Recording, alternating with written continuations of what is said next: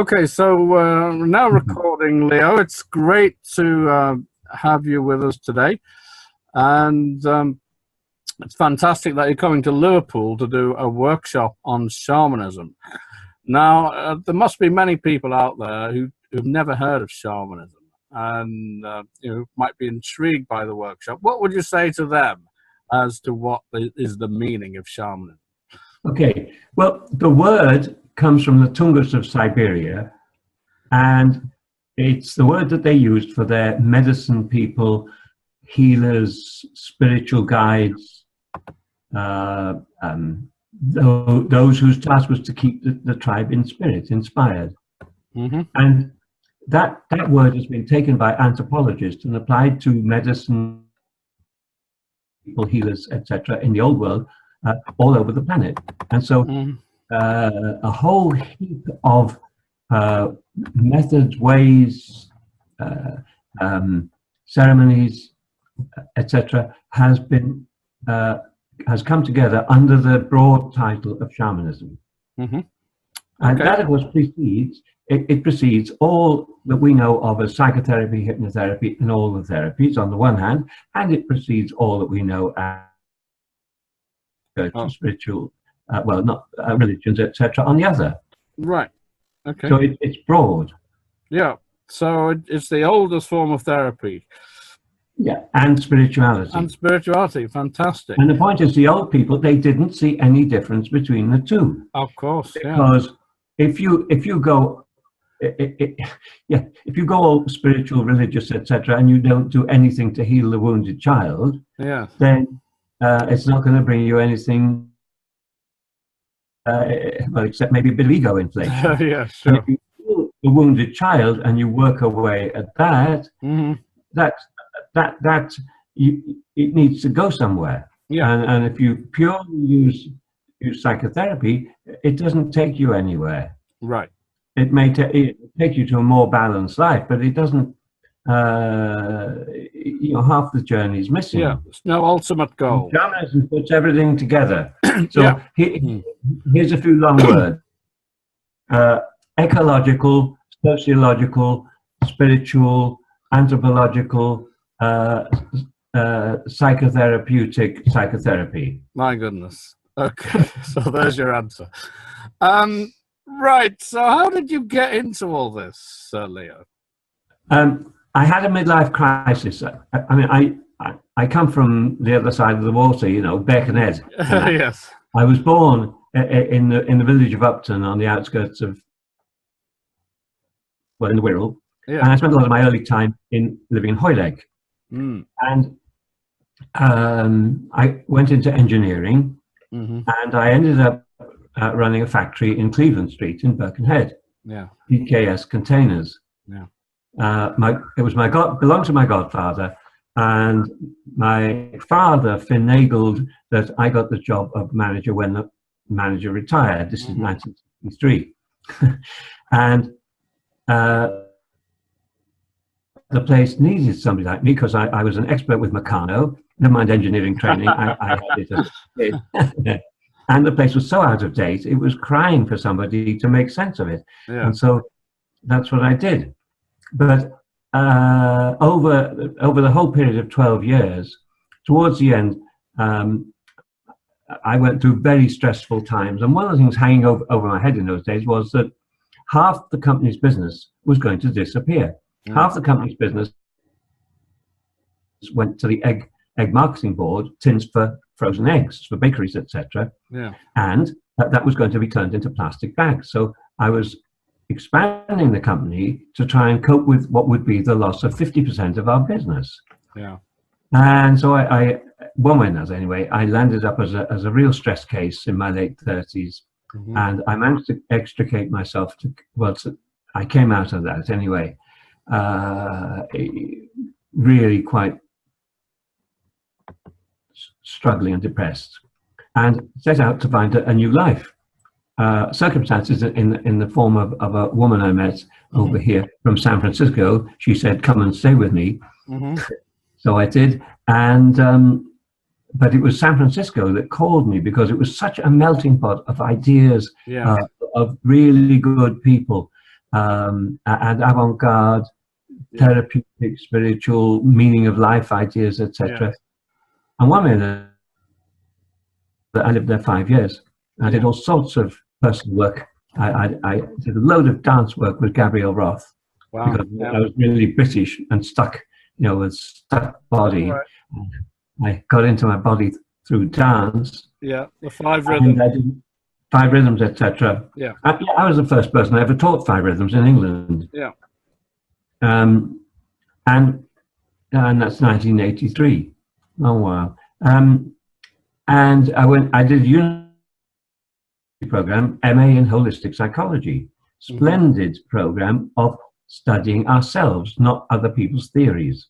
Yeah. And part of that was a workshop on shamanism. Sure. And I realized how wide the window could be. It opened my eyes.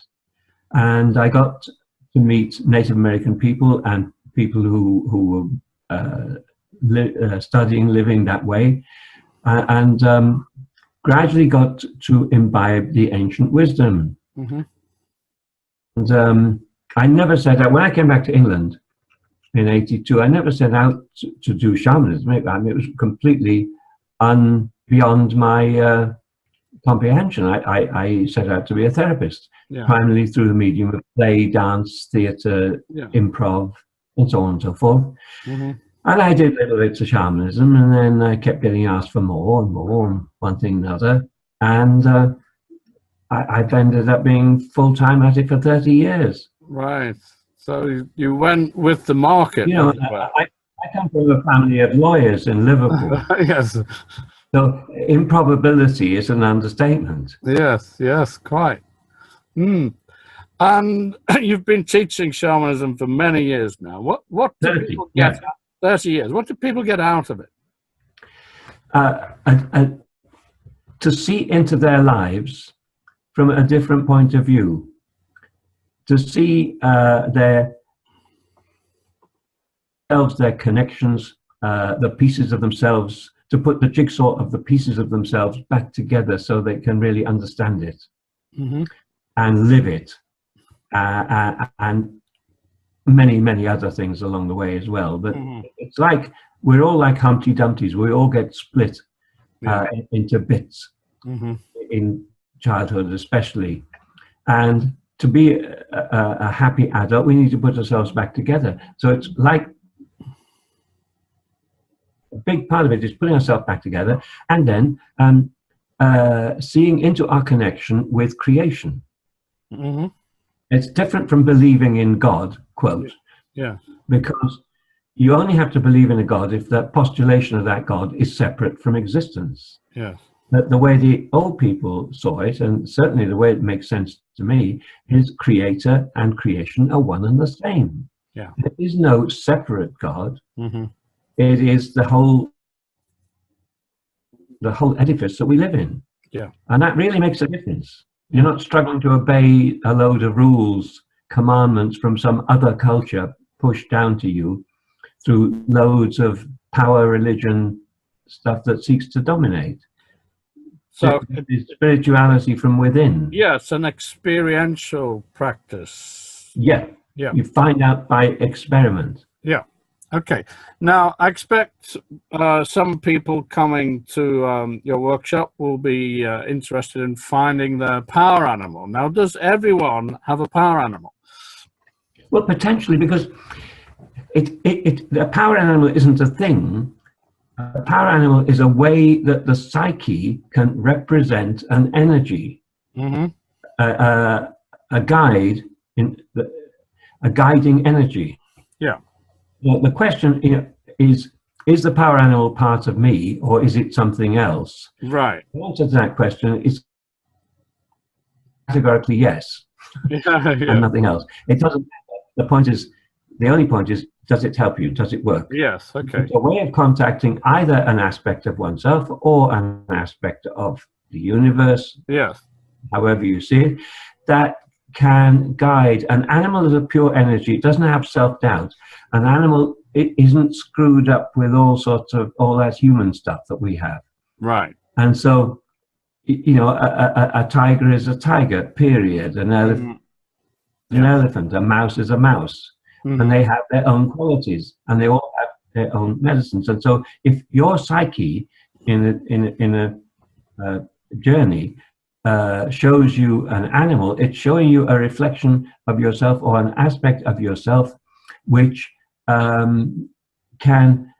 which you need to attend to at that time. Okay. So the animal could change at different times. Oh yeah, changes, yes. Yeah. Because it's a reflection of yourself and what you need. Okay. All right. So for example, a shy person gets a predator animal, a lion, tiger. Well, where's their fierceness? Yeah. They've lost their fierceness. They need that quality. Sure. A disorganized person gets little mouse. Well, little mouse is what's right in front of you. Pay attention to what's in front of you. Sure. I.e., get focused. Yeah. So they're showing you something that you need to embody. Yeah. Now, so sometimes power animals and spirit guides come with a message, but are those messages infallible? Nothing in this universe is infallible. Okay. It's to be interpreted. Yeah. Okay. That settles an argument I had with someone about spirit guides and power animals. But the point is, we can put our own stuff onto a spirit guide and not realize we're doing it. Yeah. Yeah, I understand that. Yeah. So we have to play with it a bit to interpret. Yeah. Okay.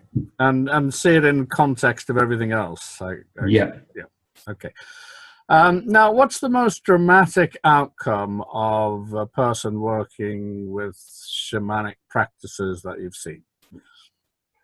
Oh, a movement from a confused, mixed up life where they unknowingly create destructive things, repeated destructive relationships, to a renewed life with a new purpose and new sense of balance, a new sense of their own value as part of everything that exists.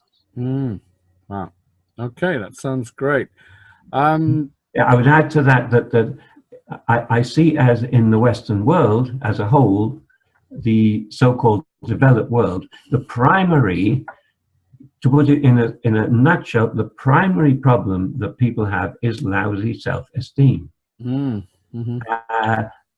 Remembering that the people who bullshit and blather are often simply covering a lack of self-esteem. The ones who appear supremely confident are often just covering it up. And so to get really grounded internal connection with the earth below, the sky above, and with who one is and one's right to be, can be a really great thing. Yeah. Fantastic. Right, and last question on the workshop coming up at Rodney Street. What's the content going to be roughly? The medicine wheel, how to frame the universe, how to understand the powers of the universe, the structure of the universe, and related then to yourself and your life. Yeah. Most probably we'll do something in the way of a shamanic journey, which is or it will be a guided journey to the lower or the upper world to seek out power animal and guides and make a connection with those energies that can help and guide us. And I'll invite people to find something, a practical issue that they would benefit from guidance on. Sure. So that in the course of the day, they'll receive something for themselves that will help them in the practicalities of life. Because we are already spirit. We come from spirit. At death, we go back to spirit, and we have this time in a physical body vehicle on this magical planet. Yeah. And it's a pretty place to live. Mm. Pretty challenging place, planet Earth. And so we're here, in a manner of speaking, to be educated. It's a cosmic school in duality. We're living and learning to cope with duality. Yeah. And so this is a way of connecting with a higher vibrational realm in order to help our daily life. Yeah. And you've written something about soul retrieval on the write-up. So what will that involve? Well, soul retrieval, again, this is a method of helping to put ourselves back together in a Humpty Dumpty way, to search for split pieces of ourselves and negotiate with them to bring them back. Mm-hmm. And so we're searching for example, somebody who suffered abandonment in childhood might see the little person themselves, boy or girl, for example, in a cage. The cage is representing, maybe their bedroom or something where they were shut in and ignored or something like that. Mm-hmm. And a piece of them energetically split off, like a piece of their confidence split off. Yeah. It's the easiest way to say it. And it's searching for and retrieving that bit of energy that went missing. Yeah. And bringing it back. Okay. And with a bit of ceremonial help, reincorporating it. And then one needs to work at that afterwards for about 3 days or so to really welcome that energy back into oneself. Okay. And not go back to the old patterns. All right. So will you be demonstrating that or teaching people? Doing it. Doing it. People will learn how to do it. Getting everybody to do it. Fantastic. So very practical, hands-on work. No, get everybody involved. Yeah. All right. Exactly. I'm looking forward to it, It's Leo. not fluffy. Yeah. It's not fluffy theoretical stuff. No, we'll be. And if it doesn't work, it's no damn good. We'll be doing I'm an engineer, you know. If it works, don't fix it. And if it doesn't work, find a new way. Okay. Well, thanks for your time, Leo. The workshop is filling up. I hope anybody who is interested will get in touch over the next few days to confirm their place. So thanks again. And we'll see you on the 18th. Okay. Look forward to seeing you then, Dennis. Yep. Okay. Bye. Bye. Bye. Bye. Bye.